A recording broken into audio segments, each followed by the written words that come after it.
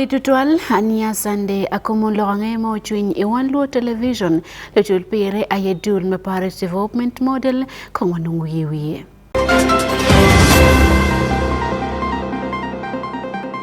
La dela lobo Uganda man President Yoweri Museveni tin ware kluchuan mokoche kimilobo man.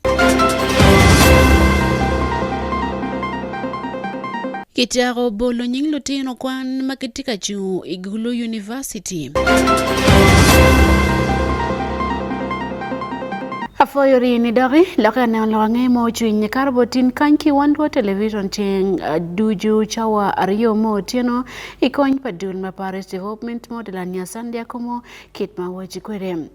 Tien wachako lwange mo chwiny ki Kampala kam President Yoweri Museveni watek luwang dana wat mokochek ma Uganda man MPs iba kurulu ikinti mapol no ber kanyamo ya tote parliament mekelo nyating dana ma iteder kidong ben lo Paris Development Model kin moken mapol kitma eno loko kwere wakili matut kongwanen report man kor kikore.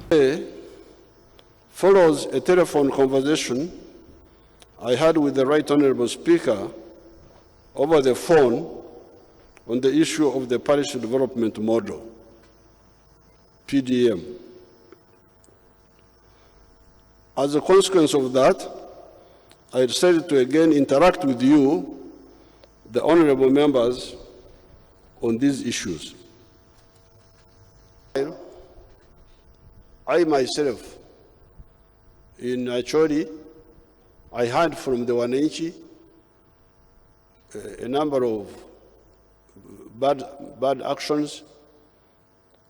There is this group in the town, one of the wards, where somebody called commercial officer called a meeting secretary of a few people to form leadership for the parish model because they want to find a way of stealing the money. They didn't involve the whole parish. They didn't involve. And yet we say all people in the parish who want to engage in wealth creation should join the circle as long as they are adults, 18 and above. That is the plan. All producers in the parish must join. Must be told. If they don't want to join it, that's up to them, but they must be invited. Because like in this issue of Guru, somebody announced the meeting at 9 in the morning, and the meeting happened at 2, and a few people created a leadership. That was one issue which I picked up, and of course I will follow it up. Then in Aswa, they were called, instead of going to the parish, they were called to the sub-county so that people get tired and don't go. And when they were called to go to the sub-county, they were told, each parish bring 30-30. Who told you to bring? This is not indirect elections of 30-30. A parish circle is for all members, may be organized in their production groups. The ones of bananas, the ones of dairy, but all who want to engage in wealth creation must join. If there is anything that is not clear there, then at the right time, the Minister of Local Government who has been heading this should explain it. Then in another area, I think it is Aswa again, they were told to pay some money for membership. Now, we are going to follow up all this. And this one I got direct from the people. So these thieves are not very clever because if you steal, we shall come and find out. That's why when I went to ANGEYA first day, I visited some of these farms. And then I had a meeting with the leaders. And from the leaders, I was able to get a lot of information. And then the following day, I was on a public meeting. So how will you steal? Because we are going to find out. You're wasting your time and ruining your future.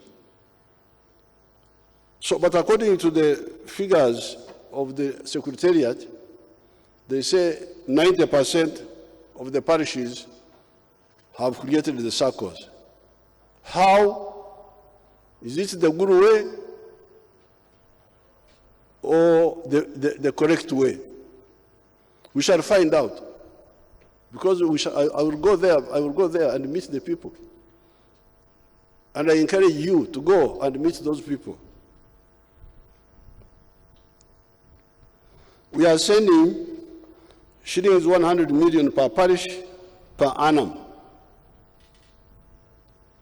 Assuming each borrower takes shillings 1 million, that will account for 1 million households per annum.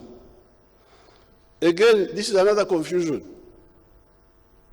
You don't know what the problem is. We talked about 1 million as an example. And the reason we talked about 1 million, we are using the example of coffee. This was last year, I think. To plant 1 acre of coffee, you need 450 seedlings. And we calculated, at that time the price was something which I don't remember, but to get 450 seedlings, we would spend 180,000 shillings of the 1 million. So the borrower would remain with 820,000 to do other things. That's why we said 1 million. But these confused people, they go and tell people, you can't borrow unless you want to borrow 1 million. No, if I want to borrow 200,000, why should you stop me? Meto ikomeno bene President me Uganda man Yoweri Kaguta Museveni foi mateklo komtiki mach me nuclear mekelo kero mach mpira teklo Uganda kany. Eno wane chaber kenen kom nuclear kare ma tuwa papenyo odweko warompi mati karuma owero beno dwa ker pa mach makibuku ki kaberu man Owen Falls Dam owero Uganda po beri ker mach moroma kin moki mapol mokaranget. Eno wane montiki nuclear ben bekonyo matek dwa ka dokumrade palagala mapingiteka ben mapoli kare man iwilo bokulnim watika report mapol ikom lokman. Imwaga alibario kia beach lo Uganda berke permetu apapeny ma balwa kidme buko ma chiling twitch ki Owen Falls Dam. Machelo aduke nege jakonti ki jembu kene makayor gitek dok bene teru chent mapol me buko ma chuwe kinene ki joru teki chalimpa leboman owero kon ki miorok tabot gankal me kero machman energy kidong lo nemengo mechako neno kitme nongo yomu kene me keto lonyo jemik buko mach ikine oberu nuclear. Some people came and they said they wanted to, we have quite a bit of uranium here, quite a bit. And some people came and they said they wanted to export uranium. I said, no, I will not allow anybody to export our uranium because we need it. We need it here. We need it for our power generation. So if you hear that, then don't be surprised. I am the one who stopped the export of uranium. And I will not allow it as long as I'm in charge here. Uganda continues to address the issue of the affordability of power in order to support industrialization. This government has put in place arrangements to ensure direct supply of power to industrial parks with a target of tariff of 5 US cents per kilowatt hour. President Yoweri Museveni ayawa lokmani karamati kono kayapo mateke kachoke Mario kiloni Africa Nuclear Business Platform Conference and Exhibition 2023 K-Speak Resort Munyonyo. President Ojolo Matek wildi makuchiar kone yubman kawani pira tekni Uganda tika jolo yubana pia takotwale wakikati kidiro manyen mebuko match iling twitch ilobo Uganda kan. Ikara matika kono ngat mautelo wilok mano bedo la tela me South Korea kuna loyo company makloni Korean Hydro and Nuclear Company Mr. Cha Seop Kim o wen mono pira tekniki nene ki don lokum tiki nuclear me buko kermach. Korea oja kono dongo lokom tiki nuclear me buko mach bodan malo pero lo ekidong lo mokene me Afrika imwara alibachel mi abungwen ki piare bachel kiwie niyo tindo ngitiki kabero me yopo mach nuclear gian piare wia bichkulu iloba mekim imwara alibachel mi abungwen piare boru wia bichel Uganda ochaka buko mach megawatt piare bichel kene dok niyo ikare mando ngitiki ker mach madit matie alibario kimia chel man megawatts makibuko ya macheling twitch ki Uganda kan. Eno mene Uganda miru kero mach megawatts alip mia chel kawe gorom ker mamite ilobo Uganda kan. Ingela chen kero jing ewinye pijem ya dek mapigi tego man ikin Uganda gi ni woke bod kankal me kero mach kidong lo na mengom kilore me don lobo ilokom nuclear. Me achel kono ti yelo kom keto kabero me funy mani Soroti University ma minister pikero mach Honorable Okasayo Polot ayo kero yechiem. Kabene Vice Chancellor me Soroti University Professor Ikoja okero tie Mekawang University man. Me ario ayo ber kon keto ching percent me yopo mach kiloni Nuclear Science and Technology mati Soroti University dok bene Vice President me IVAP man Mr. Pablo Abate ayo kerechi Mekawang dul meno ka man ma akilobo Argentina kadong Honorable Okasai okerechi Mekawangamente milobo Uganda. Winye me adek meneno meno yo bero pedongo kabero me yopo nuclear kibuko ye mache Uganda ma Mr. Chapso Ipki mokerche Mekawang latela melobo South Korea idulgi me Hydro Nuclear Power Company bokeru ye chiem. Prime Minister me Uganda Right Honorable Robina Nabanja mobilte yubman ofwe matekni tiki nuclear me buko mach me ker mach me Uganda obokonyo don lobo dakbeno bodwaro piny adoki marajo palagalaga me piny matika neni karaman Uganda.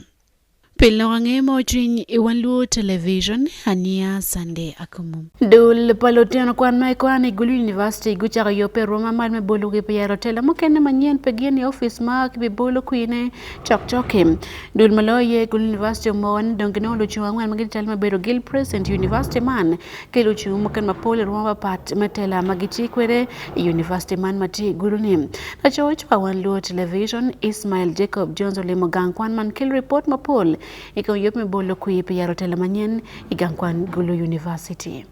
Wije che magwa tutwal kom karne Igulu University kon inone lutiano kwan gitika yupe me yer la tela game man ochaka kimoko nying lutela magibichung ikabeno mapat Igulu University inone icheng adek de cheng luchu marama angwan kolo kimorogi me piem me bedo lutela palotiano kwan me Gulu University ikin dana ngwan makimoko gini ikin gitie ye Masamai no Frank Ugang Luke Benson Ukelo Matthew Kio Cot Francis Antinoni luchung ario mukene la ke Stella gen ke Amadria Brian maben gen ko gam warga me chung me bedo lutela palotiano kwan me Gulu University pegu nen wa inian me moko nying lutiano man ichia deng Luke Ugang Benson tie la tien kwan matika kwan no lokum chik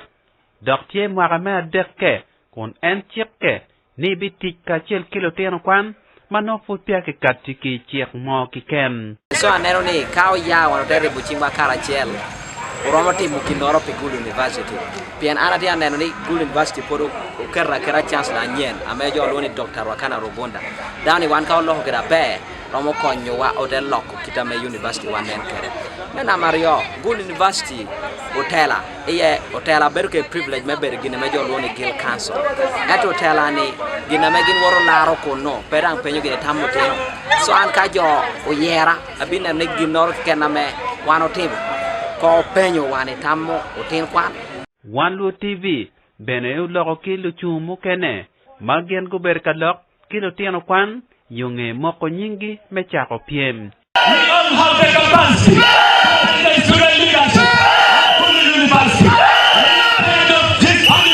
One man must devote himself to the service of man and see that the issues that are pressing on man are presented to the very place where it deserves.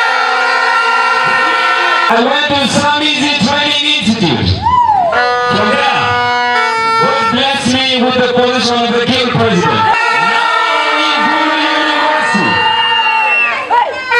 we are here to take that responsibility and every challenge that comes with the position of King President.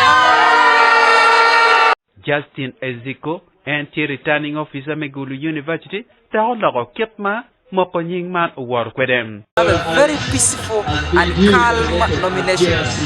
4 candidates have managed to nominate, and we're expecting 6, but 2 didn't do for their own reasons, and we hope maybe they are going to be supporting their fellows. But we can say that we have had a very wonderful and peaceful nomination process. As Gulu University, we are non-partisan. We don't expect political parties. That is why what you saw here was very peaceful and calm. Thank you. So when is the election? The elections are scheduled for the 25th of March. Just a week and some days after, they will be having a very peaceful, free and fair election. Luchumo kene magitika chung bene machano, luchumo pi lutiena nyira, ka chel ki lutiena kwan me kilaji ka chel man GRC bene ki morgi nena cheli bolu kui pi yelo tela pa lutiena kwan me Gulu University tieni de pira wa bich medwe man pi loka ngemo chwin. Wan Luo TV, Gulu City, and Ismail Jacob Jones. Lutedero makibiri kabara maido disu katika tamni gamento mi borgen lot padago mo makiti kabero meno makiluoni ateri koba wakngene gelo pian kitike biakni ngati mo kecharo wakbari mapeti ati man iyo mali gena wani manti botu te geme gwa kabero maurun lwak wakber mabe kidwak pin madoke marajo pala kala me pin matiko apole karmante kel do papen ke muken mapola tama permatika bino ikombalo kabero mage malope chuj barabane watiki mapole keyboard Michael Oko karachel kede ngur eno tioko woko ni kom kopa me makere karachel kede esama me ateriko bang ameda tie yete me kabiremaido district me kabiremaido ngata cheli kom jo me piny James Epalu enyuru eno wokun karachel kede koko merde wachube jo hotel me district neno bala tie karachel kede chingi ikom kopa me makere karachel kede chato osama meda ateriko bang. Mention in your communication that you procured a Terikoba forest. Do you really know the location of a Terikoba forest? That is 1. 2. Do you remember that during the Terikoba swamp saga, the LCs who appended their signature in the sale of the wetland, their bicycles were withheld and later released? 3. Do you now know that a permanent structure has been built at the same swamp? Yet, it was a district excavator which was used for leveling the anthills.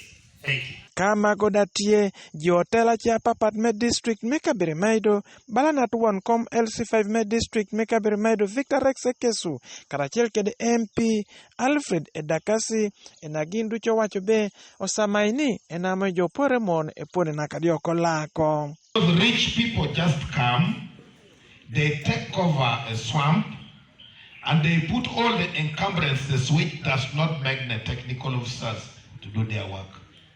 The story of Aterikoba was one which galvanized all the people in the neighborhood into one demand that the place should be left.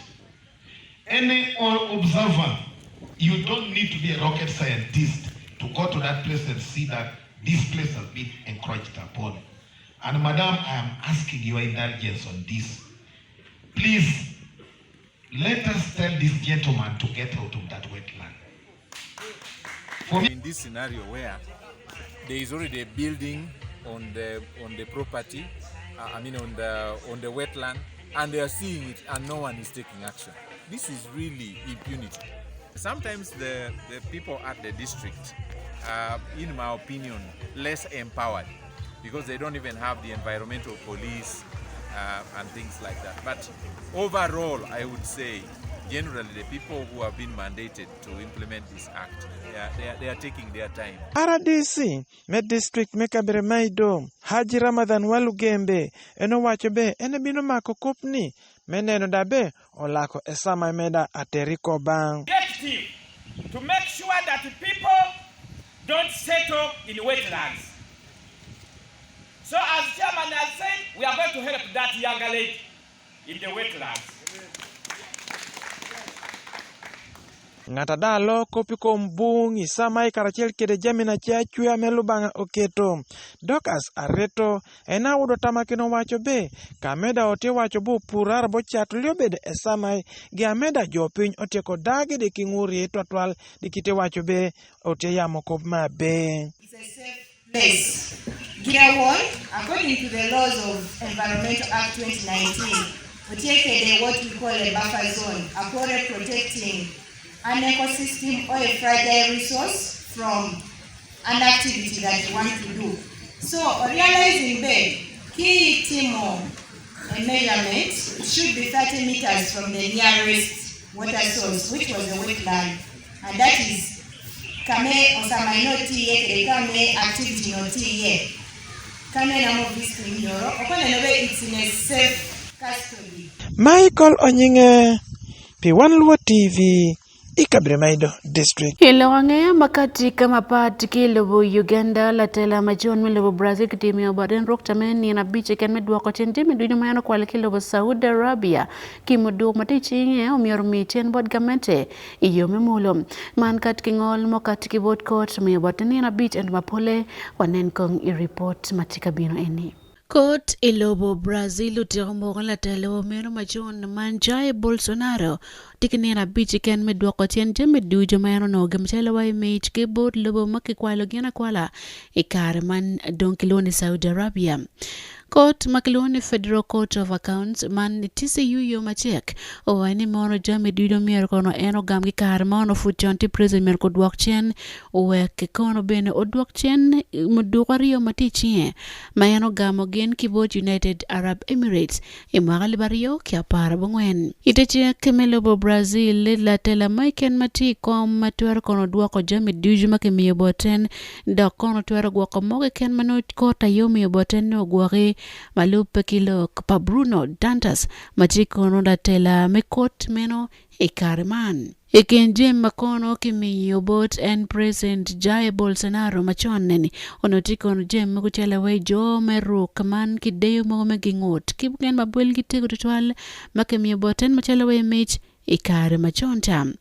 Koto wani mono jema wenge kwalka kwal dog no pekino geni yo mapore macheki ye ki yung bot lobo makiloni Saudi Arabia ne. Jami magidi duka iribo kono welgiti wel $1 ali bayachel dok no mier eno yage kama leng mano futpiya eno choro dogin kabene moken ne kageribo ge wenti wel $1 million dekton Rio kule set machil meno no kadak mokene Mario meno gamogi obero $1 ali piera beru ya beach makono ti wel mo karwa wela mier ke gakwe la piny kacheno mit moken machela tela palwak matie ilobo Brazil. Biak tiene mono kimio jami magi kon la bon tongo muchoro kiwiye karmati doni lobo Brazil dagmande kenje mono dong chek pe ye ni odony iganke. Pelorange moching Wan Luo Television Sunday AKUMU.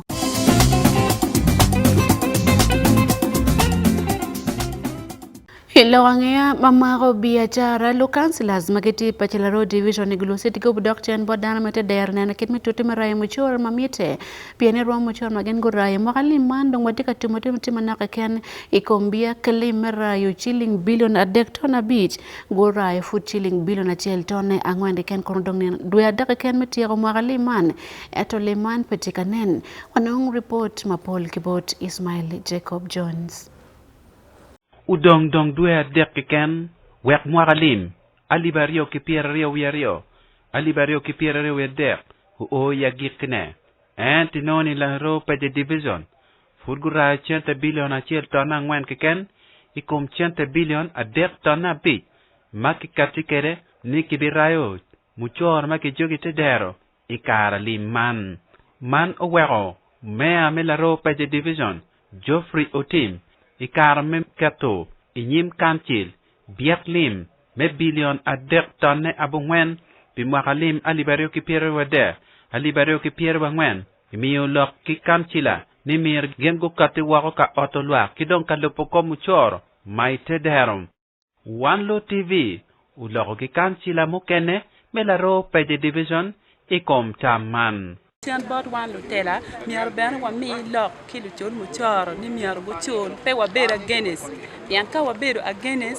lok me yo lok me gang kwan lok me ab ya tidi e beru te Dai te gwa ma bor wa tiki yo adek ma miar kiti ye jono nere road ke mama cave road ke kumbera neo ke kwanyo jono nere ma wa lori ye ke kansi miar lo ke tempi habilitation cha neo maram ke kite ngonyene yano ne ye aduki mabe pa chako revenue ma wa lego ni community mamegwa go mete ke chako revenue mabe we aduki miti chen ne botki Geoffrey Otim matipe amelaro pe de division igulu city dok en beneti karan malolo komlim wadonim gen go kero inyim kanchil biak lim memwakalim matika bina nyim kede bed negitiki pero kit merayo chente man wek tij wo bed yot machalo council ene chene mak mi iri machalo assessment mir nene chulo donc chulo ko mer pe mi ko chene ching dano ka ine tia mi chene ching dano no ene mi ne chama chama mi o ira chene ne pobe over council chene pa council ki chuli roma chuli bang kin number money manoki mini PRN number payment reference number maki mini ine chulo kere itugi no message chimini de chulo kay bien division ki printing receipt ani ki mini en olegone mitte ma technique ti kachel ka wek chete man oranem dit karopian albario ki piaruet ario piru der chene mo wabiro no tieni billion ader tonne a pitch yano kere bet kit enno ko mbedi ron wadon ki duwe marama der choko chende mo wa choko chawani la rope jo choko chende marama bedo billion a chel tonne ngwen chinoni ma udonge udong food ma diet chotwali yano watiki genda watiki kero menenni wakaro waho wakansila waku uripeki technical staff menenni chente ki choko Jimmy Uyo la do art melaro pe de division wajani menum kan chila mir gu nene gen gi chero gi raro ko Jimmy ma mir ki raye muchoro ite dero kubere ni kansila zaiti on the ground kama chel beru me checking adanga ene chulo pinga po chulo a be no lu chulo mucho mo kana kansila la new kirgi mo be ka ko ne ala tell you that one they it will give them hope pianga ti pagamento o nyola ti kansila bien mo good approach may differ from approach ma kansila no tikere chante chal construction fee I mean example a chel construction fee you know construction fee ke gamo erdong pedong ke ker airas on the ground, there are so many people magnetic foundation.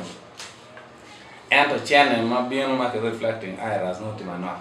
La ro pe de division gu kerom inyim kanchil biak melim billion adek tonne abungwen imwakalim aliberio ki piero wade aliberio ki piero yangwen dak chete man ki berae muchor ki tedero pilokangea muchwin pi Wan Luo TV igulu city and Ismail Jacob Jones.